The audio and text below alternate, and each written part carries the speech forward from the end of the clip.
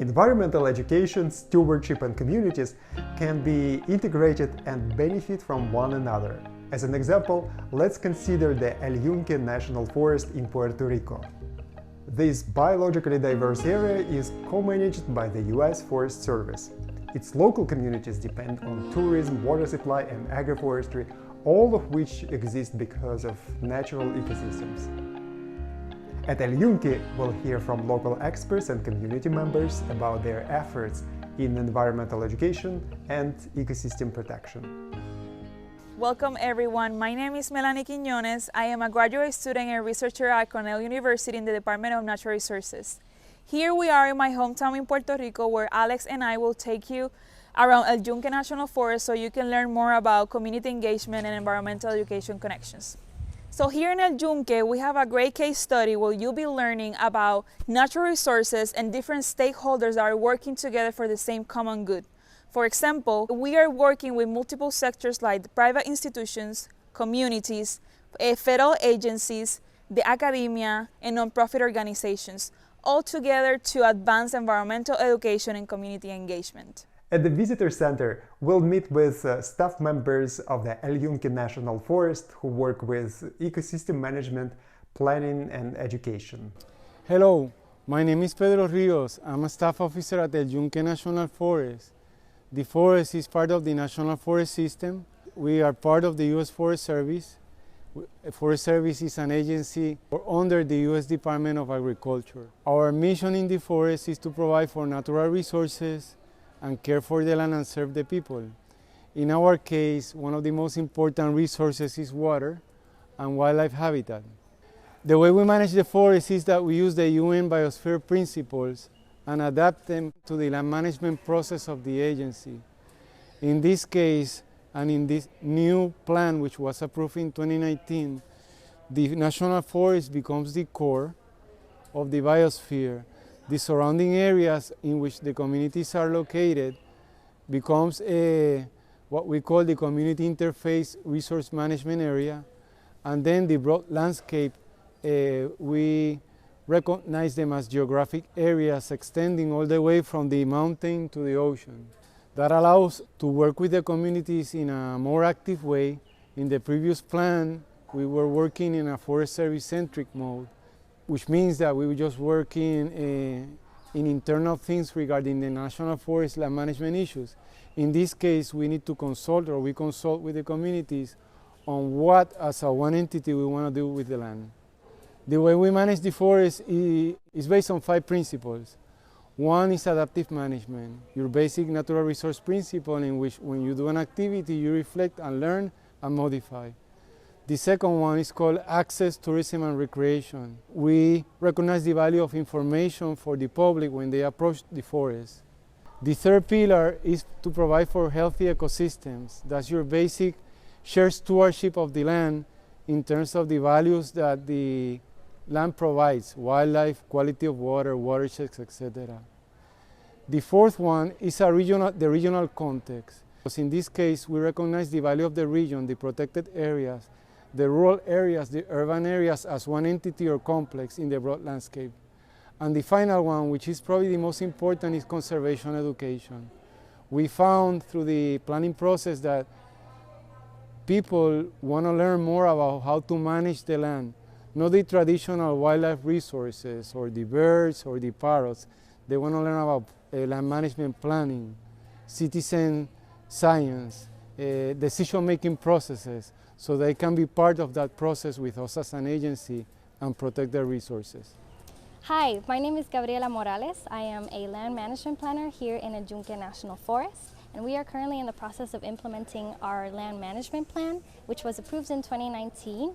In 2012, the forest planning rule for the U.S. Forest Service was approved, and we were one of the first ones to implement it. And it involved a very extensive participatory process where we consulted our plans with the communities, and they gave us feedback on what they wanted the Forest Service and the Yunque National Forest to provide for them.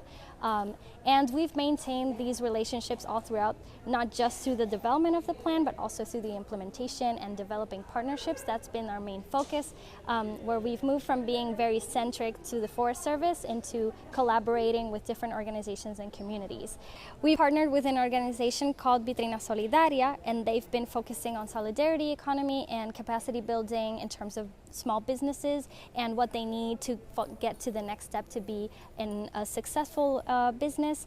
And we've also been open, especially in the outer parts of the forest, for collaborations where people can do small businesses. It can be through tourism, it could be even through some small-scale agriculture, or through sustainable practices like agroforestry and other practices. Another partnership that we've developed has been directly with a community where we've delegated them to be in charge of one of our recreation areas. They expressed interest in developing that area in terms of them doing environmental education inside the forest. So we've drafted an agreement with them where they can manage the hours of the recreation area, where they can do activities that have to do with environmental education, even some forest therapy trails. And we've opened the doors for all of those opportunities to happen, seeing that there is a benefit both ways, in a way where El Yunque doesn't have to manage all of these areas, but also it's a broader way to reach more people through collaborations with communities, with environmental organizations, with different businesses. And that's what we've been focusing on, and that's been a big part of our land management plan. Now, let's visit one of the local villages whose residents support agroforestry and biodiversity near the forest. We'll observe a workshop about composting and soil improvement hosted at a local farm.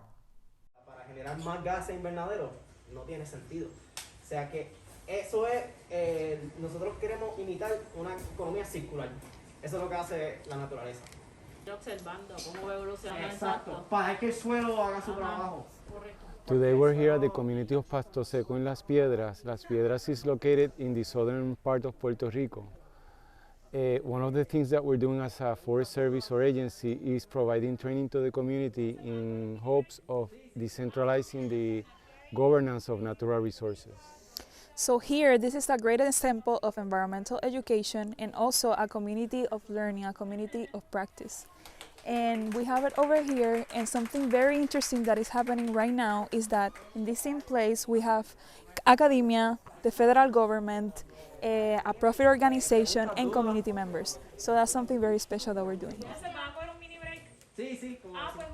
Hi, my name is Jose Miguel Pacheco from TICE, and we're collaborating with the U.S. Forest Service in the El Yunque region. And we're really focused on helping communities and local farmers and showing the importance there is in recycling their food scraps and ensuring that turns into compost and using that compost to grow agroecological food.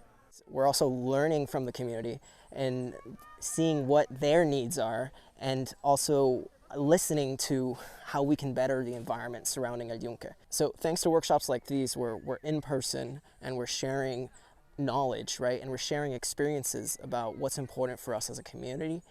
We really learn to know our neighbors, know resources that are in the community already present, and how knowledge and opportunity can bring us all together. Buenas tardes, mi nombre es María Sierra. Good evening, my name is Maria Sierra. A big welcome and special greeting from our neighborhood and community Pasto Seco, located in the foothills of El Yunque. We are here today in a composting workshop, which is a way to bring an orientation, education to our community for the conservation of the environment. The entire learning process, any process that seeks a healthy coexistence and a more stable relationship with the environment, is welcome for us. While adults contribute to soil health and sustainable agroforestry, local children collect biodiversity data through citizen science, which will help communities and El Yunque staff to manage this forest. Next, we'll learn who organizes citizen science in this forest and how. Hi, my name is Christopher Nitch. I'm a professor in the Environmental Sciences Department at the University of Puerto Rico Rio Piedras campus in San Juan, Puerto Rico. Hi, my name is Luis Gonzalez, and I work with the Friends of El Yunque Foundation. And we all collaborate with the Friends of El Yunque Foundation, the nonprofit organization. We collaborate with the Forest Service, and we're dedicated to helping maintain the natural resources and the cultural resources of El Yunque. And we do that through collaborations with community groups and organizations, ultimately to steward those resources sustainably into the future. We teach the surrounding communities. They learn with us utilizing all the scientific tools so that they can use them in the forest areas. We're here in the Portal, the visitor center in Yunque National Forest, and we're entering what is called the Science and Conservation Trail. We're going down to see our citizen science plot where we've been working for the last 3 years with different community members. And citizen science is a mechanism of involving communities in the collection of data as co-producers of that knowledge so it can be used for the process of co-management of the forest resources, this being a public forest. The research I do is within both urban and rural settings. I'm interested in how communities interact with those resources for their sustainable stewardship and management over the long term. The foundation, Amigos, has many different projects focused on trail rehabilitation, restoration of scenic natural areas, as well as work that we do for removing invasive species, planting native trees, and other projects. And our flagship project over the past 3 years has been focused on a citizen science project of collecting vegetation data in secondary forest areas in El Yunque. And what I mean by secondary forest areas are areas that in the past have been cleared, whether for agriculture or for logging or for other human purposes, and have since regrown to become advanced secondary forests with trees, as you can see around here. So we're here at one of our citizen science plots. This is one that we established about 2 years ago. And the goals here are focused on conservation education and also sustainable management. And when we come here with the community members who work with us, we have students from the university, we have volunteers of all different ages, kids, adults, retired persons. They come and they join us in the field here. So we use different tools. Many of them are common tools that you might find in your home or at your school. And one of them is a simple measuring tape. And this is very useful when we're laying out a plot and we're trying to figure out the distance between trees or the size of the plot.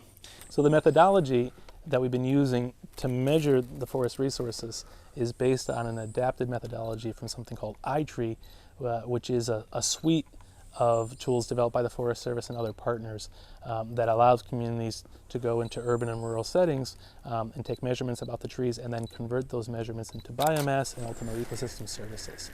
It's very user-friendly methodologies and software that is freely available for communities and universities and other partners to use.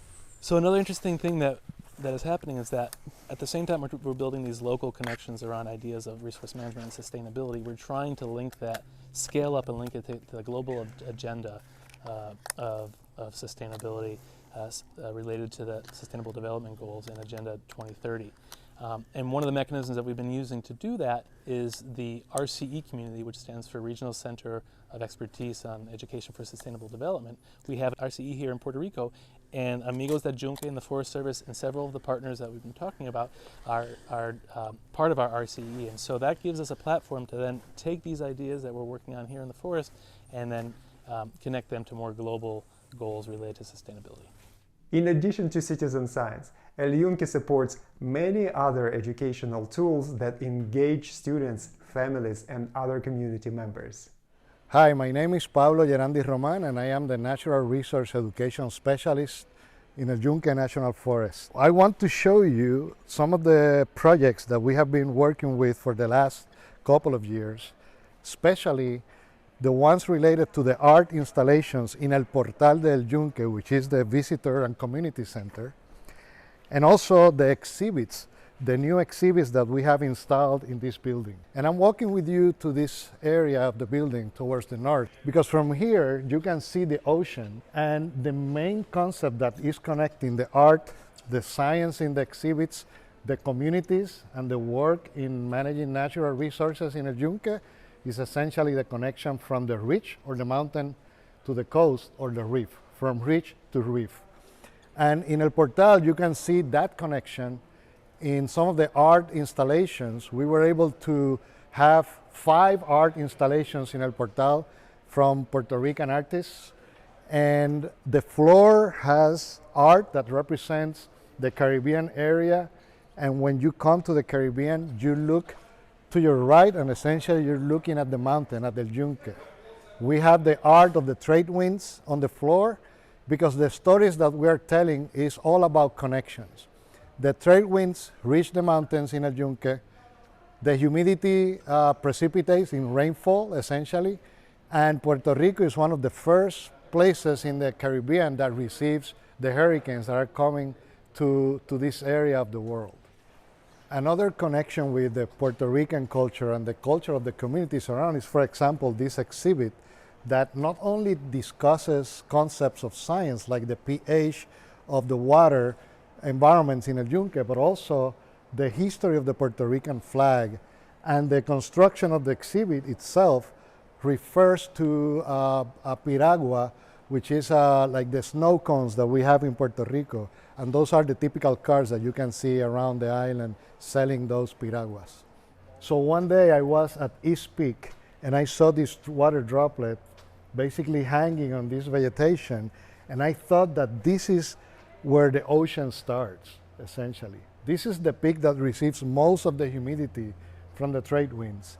And the water that condenses and precipitates here infiltrates to the soil, and it gives rise to the tens of rivers that originate in El Yunque and to about 20% of the water that we use in Puerto Rico. So another example of community connections is the art that we have in El Portal.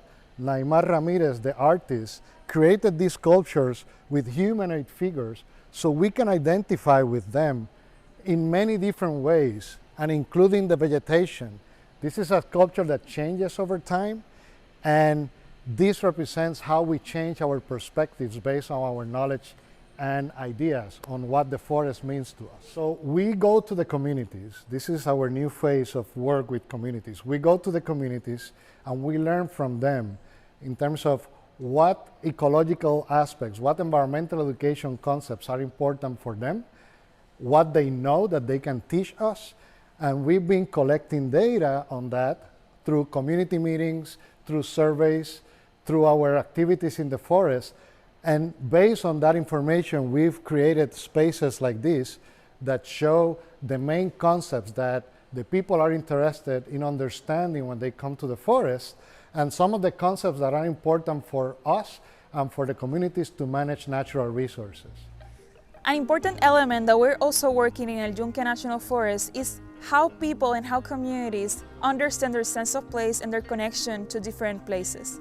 So for example, through my research, we're trying to understand how shared stewardship opportunities and activities can be implemented in areas where people have a strong connection or not, and which ways we can also create those connections and those place attachments and sense of place. And I think that this is very relevant and very important when you're doing management and when you're doing community engagement, because at the end of the day, we are working for the same common good, and understanding those strengths of connection will help us to thrive and have more sustainable communities. Special thanks to Melanie, community members, staff at El Yunque National Forest, and everyone who helped us in this journey. We observed how various stakeholders collaborate through environmental education, stewardship, and community engagement.